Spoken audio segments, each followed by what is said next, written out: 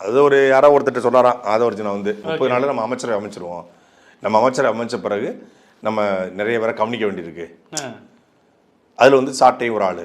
ஓ சரி சரி. உங்கள் அப்பன் இருக்காங்களா, உங்கள் அப்பன் திமுக, உங்கள் அப்பன் திமுகவை ஏற்று பேசி 14 வழக்கு வாங்கி குண்டாசை வாங்கி ஆட்சிக்கு வந்து முதல் கைது. ஆட்சிக்கு வந்து மே மாதம் 8ஆம் தேதி பதவியேற்றாங்க. ஜூன் 11 கைது. ஜூன் 11 உள்ள போனவன் ஜூலை மாதம் 2022 தான் வெளியே வந்தேனா. ஜூலை 2022 13 ஒரு வருஷம் 213 நாள் புழல் ஜெயில. அதாவது குண்டாஸ் போட்டலாம் பெருமையான்றாங்க. குண்டாஸ் வந்து வருமானத்தை மறைச்சதுக்கோ ரோல்ஸ் ராய்ஸ் கார் வாங்கினதுக்கோ லாட்ரி வித்ததுக்கோ கிடையாது.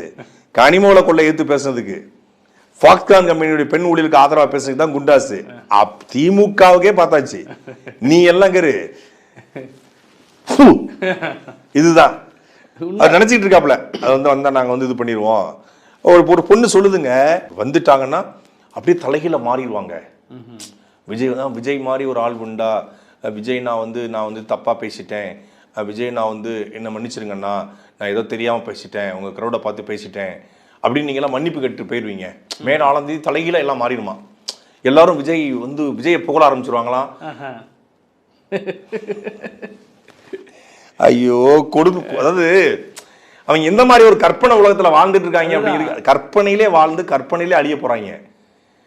இது ஒரு பெரிய ஓட்டு விஜய்க்கு விழுந்துக்குன்னு சொல்றாங்கல்ல, நீ எவ்வளவு பெரிய ஓட்டு விழுந்தாலும் அந்த கற்பனை உலகத்தில் இருக்கக்கூடிய அந்த கும்பல் விஜய் முதலமைச்சராகி மிகப்பெரிய நல்லது பண்ண போறாருன்னு நினைச்சிட்டு இருக்காங்க.